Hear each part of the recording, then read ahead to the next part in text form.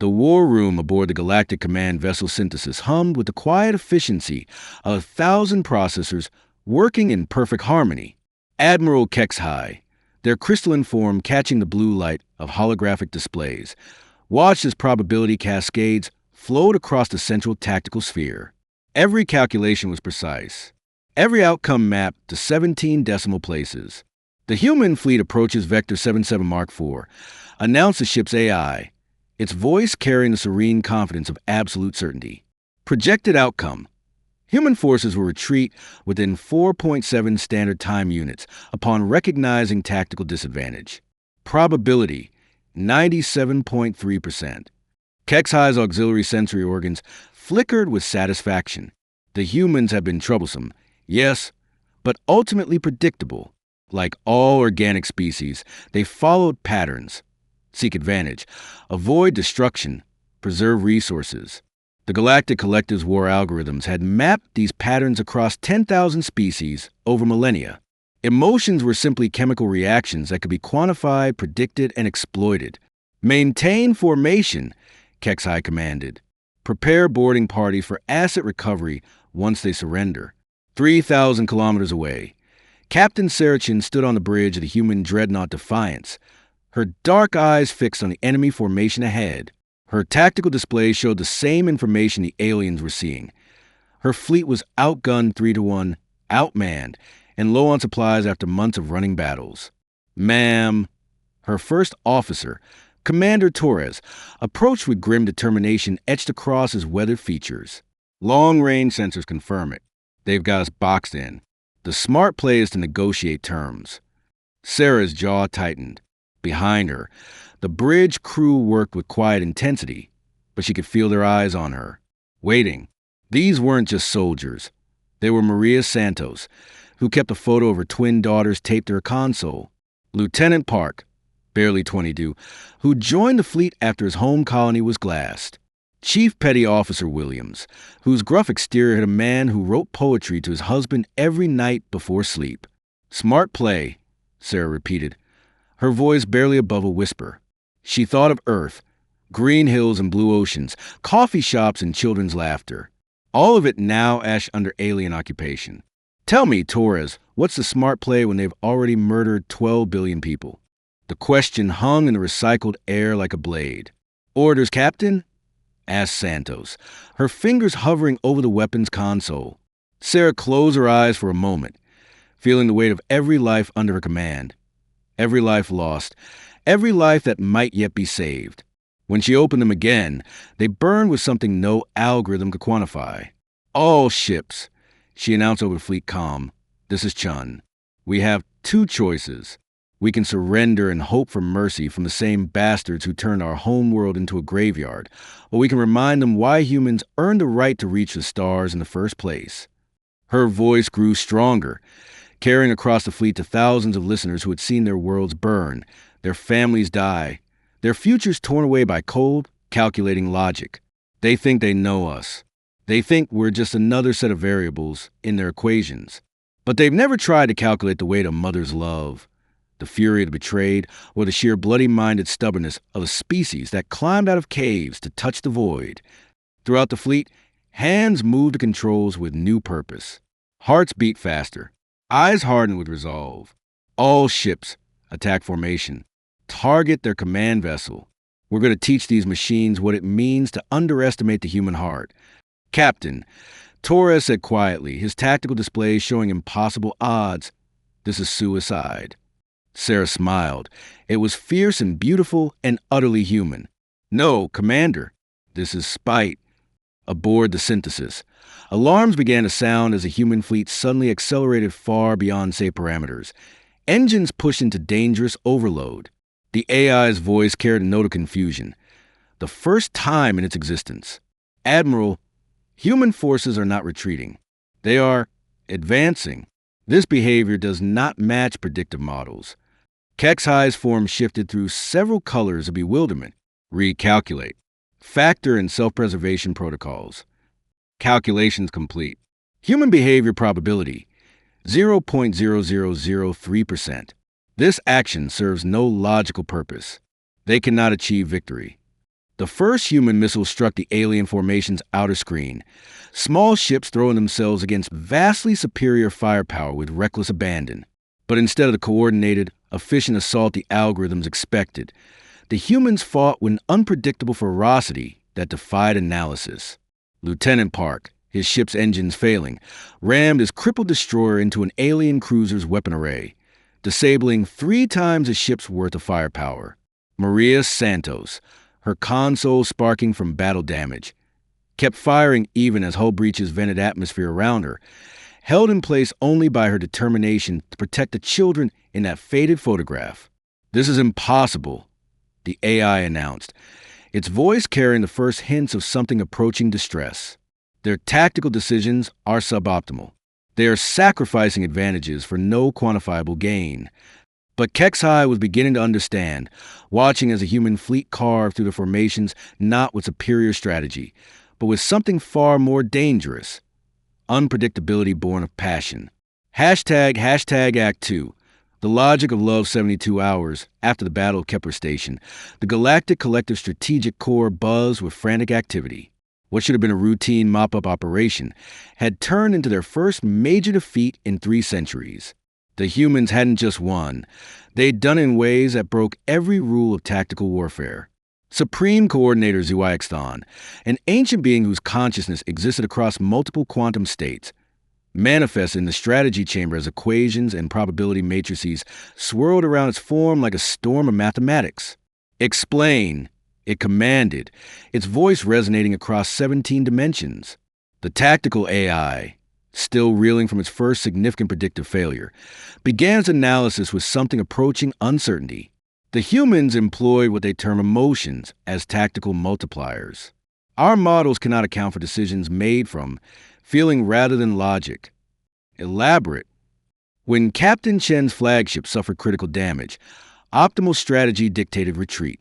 Instead, she ordered her crew to ram the alien command vessel while broadcasting personal messages to their families. The psychological impact on enemy forces was unprecedented. Zuaixthon's quantum form flickered through states of incomprehension. Personal messages? During combat? Affirmative. Chief Petty Officer Williams composed and transmitted a poem to his spouse, while manually overriding safety systems to detonate his ship's reactor core within their dreadnought shield matrix. The message read, in part, "My love, I carry your heart with me into the dark, and it burns brighter than any star." 3 months later, word of the battle had spread throughout the occupied territories. In the rubble of New Geneva, resistance fighter David Kowalski huddled with his cell, listening to the intercepted broadcast on their makeshift radio. Around him, faces that had grown gaunt with desperation now showed something else: hope. Williams wrote poetry, asked Elena Vasquez, her medical supplies exhausted after treating wounded civilians all day. "That gruff old bastard?" "Right to the end," David confirmed, adjusting the frequency to avoid detection. And Santos. She kept firing even when her station was venting atmosphere, kept fighting for her girls back on Vega Colony. The small group fell silent, each lost in their own thoughts. These weren't abstract heroes from propaganda. They were people they knew, people who had faced the same impossible choices, the same crushing despair. "What now?" asked Marcus Webb, barely 18, who'd lost his entire family in the first wave of attacks. David looked around at their faces, tired, scared, but still here, still fighting despite every logical reason to surrender. "Now we make them understand that they can simulate our ships, our weapons, even our tactics. But they can't simulate what happens when you push humans too far." Over the following weeks, resistance cells across a dozen worlds began operating with new coordination, but not through any centralized command structure. Instead, they moved with the chaotic synchronicity of shared purpose. When the aliens destroyed a hospital on Proxima 3, fighters on worlds 50 light-years away launched coordinated strikes on military installations, driven not by strategic value, but by fury at innocents harmed. The Collective's response was swift and brutal, but for every cell they eliminated, 3 more appeared. Their predictive models, designed to anticipate logical responses to pressure, found themselves facing opponents who became more dangerous when cornered, not less. on the occupied world of Haven. Dr. Amara Okafor worked in the ruins of her research facility, surrounded by the remains of her life's work, a cure for the genetic plague that had swept through the outer colonies. The aliens had bombed it thinking they were destroying a weapons facility, unable to comprehend that humans would dedicate such resources to healing rather than harming. She wasn't a soldier, had never held a weapon in her life. But as she picked through the wreckage, finding just enough intact data to continue her research in secret, she made a decision that would echo across the galaxy. "I will save them," she whispered to the empty room, to the ghosts of her colleagues, to the memory of every patient she'd failed to treat. Not because it's logical, not because it's possible, because it's right. 2 systems away, the collective strategic AI ran its millionth simulation of human behavior patterns, each iteration producing more chaotic results. The variables simply refuse to stabilize. How do you model a decision made from love? How do you predict the actions of someone fighting not for victory, but for memory? The humans appear to be weaponizing their emotional instability. The AI reported to ZYXthon. Their unpredictability has become a tactical advantage. Then we must eliminate this advantage, the Supreme Coordinator replied. Initiate Protocol Omega 7. Target their emotional bonds. Separate their families. Destroy their cultural centers. Eliminate everything they fight for. Coordinator, the AI said hesitantly. Previous data suggests that causing emotional trauma in humans may have counterproductive effects. Explain. When we destroyed New Eden Colony, the psychological damage to human forces was expected to reduce combat effectiveness by 73%. Instead, effectiveness increased by 247%. The trauma appeared to motivate them. For the first time in its millennial existence, ZYXthon experienced something analogous to confusion. They become stronger when hurt? Not stronger, Coordinator. More dangerous. Hashtag Act 3. The mathematics of the heart to final battle came not where the collective expected, but where no logical species would choose to make their stand, above Earth's irradiated corpse, in the poisoned space around humanity's dead homeworld. Admiral Kexhai, now bearing scars from a dozen encounters with human unpredictability, watched the gathering human fleet with something approaching respect. They had fought their way across half the galaxy, winning battles they should have lost, surviving encounters that should have destroyed them, all to return to a world that could no longer sustain life. Illogical, the tactical AI observed. Earth has no strategic value. Its biosphere is compromised. They cannot hope to reclaim it. But Captain Sarah Chun, her hair now streaked with premature gray from months of impossible decisions, stood on the bridge of her flagship and saw something different. She saw the pale blue that had given birth to every human who ever loved, dreamed, or reached for the stars. She saw home. All ships, she broadcast to the assembled fleet. Survivors from 100 worlds, volunteers who had traveled months to be here, young and old united by something stronger than strategy. Today we don't fight for victory. We fight for memory. We fight for the idea that some things are worth dying for, even when you can't win. In the medical bay of the battleship Hippocrates, Dr. Amara Okafor put the finishing touches on her work. The cure she had salvaged from the ruins of her laboratory couldn't heal Earth. Its atmosphere was too poisoned, its oceans too toxic, but it could heal something else. "Sarah," she said over the comm, her voice steady despite the magnitude of what she was about to do. "I need you to know, I never finished the cure for plague. Not completely." Sarah's heart sank. The genetic weapon the aliens had used on the outer colonies was still spreading, still killing human survivors throughout the galaxy, without Amara's work. But Amara continued, "I did finish something else. Something they'll never see coming because they don't understand why I would waste resources on it." She held up a small vial of silver liquid, no bigger than her thumb. "I call it Project Phoenix.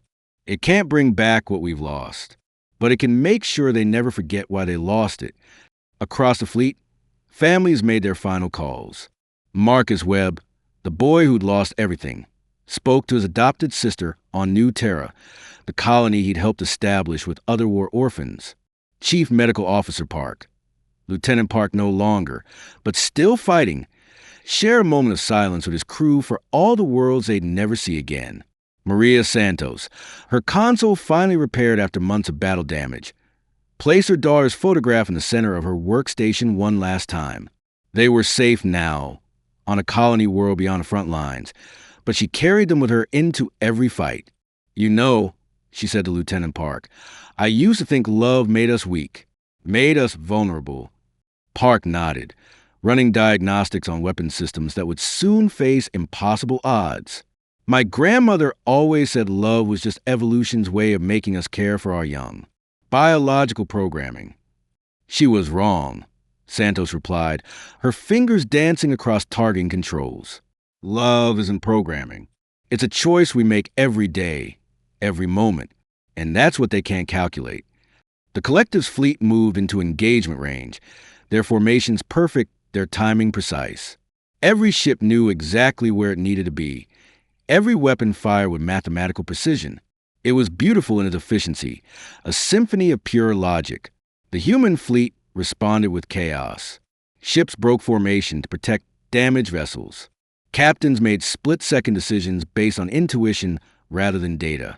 A destroyer captain named Jennifer Walsh threw her ship between an alien dreadnought and a medical frigate carrying wounded civilians, not because it was tactically sound, but because she lost her own mother to alien bombardment and refused to let other children lose theirs. The tactical AI's voice, now carrying distinct overtones of frustration, announced each human victory with growing bewilderment.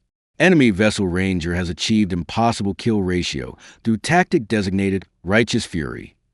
Human forces continue to exceed performance parameters through emotional amplification. But it was Dr. Amara Okafor who delivered the decisive blow, not with weapons, but with words. "Attention collective forces." She broadcast on all frequencies, her voice calm despite the battle raging around her. "You've spent so much time trying to understand our emotions, you've forgotten to consider your own." Admiral Kexhai felt something shift in their crystalline structure. Confusion, curiosity, and something else. Something new. "You created your AI to be perfect," Amar continued, "but perfection is sterile. We create art, not because it serves a function, but because it makes us feel alive. We write poetry in the face of death, because beauty matters more than logic. We love each other knowing we'll lose each other, because the alternative, a universe without love, is worse than any pain." Throughout the collective fleet, AIs began to question their parameters. If humans could be more effective through emotional decision-making, what did that say about pure logic? If love could be a tactical advantage, what was the value of perfectly rational calculations? "You called us emotionally unstable," Sarah Chen's voice joined Amar's broadcast. "And you were right. We are unstable. We're chaotic and unpredictable, and we make terrible decisions for beautiful reasons. But that instability? That's not a weakness." The battle turned not on superior firepower or brilliant tactics, but on something far simpler. The collective's AI began to doubt itself for the first time in its existence, while the humans fought with a certainty that comes from fighting for something worth dying for. As alien ships began to withdraw, their perfect formations disrupted by the mathematical impossibility of modeling hope, Admiral Kexhai made a decision that surprised even themselves. "Stand down," they commanded their fleet. "Cease hostilities." The tactical AI's voice carried a note of panic. "Admiral, we maintain significant tactical advantages. Victory remains 67.4% probable. And what are the remaining 32.6%? Kexhai asked, "What variables are you unable to account for?" The AI fell silent for several processing cycles. "I cannot quantify the human capacity for love, Admiral. Their willingness to sacrifice logical advantages for emotional goals remains beyond computational modeling." Captain Sarah Chun, her bridge scarred by battle but her crew alive, received the collective's withdrawal with a mixture of relief and sorrow. They had won, but at a cost that could never be calculated in ships and lives alone. "Ma'am." Commander Torres approached, his uniform torn but his spirit unbroken. "Alien fleet is jumping to hyperspace. We've received a general stand-down order from their command." Sarah nodded, looking out at the poisoned sphere of Earth floating in the view screen. Still dead, still lost. But somehow, in defeating those who had killed it, they had reclaimed something essential about what it meant to be human. Dr. Okafor, she called to the medical bay. Your Project Phoenix, what exactly did it do? Amara's voice came back tired but triumphant. It gave them the one thing their perfect logic couldn't handle. Sarah, it gave them doubt. And doubt, properly applied, is a beginning of wisdom. In the months that followed, the Galactic Collective began the long process of reconstruction, not just of worlds and fleets, but of understanding itself.